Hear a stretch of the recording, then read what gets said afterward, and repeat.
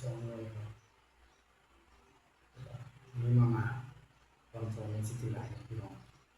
นี่ขอโทษครับวนเรียน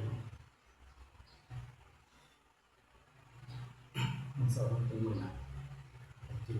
ได้หลายครับก็สิกินมาม่าให้มันเช้าเย็นวันกินข้าวก่อนครับไปต่อ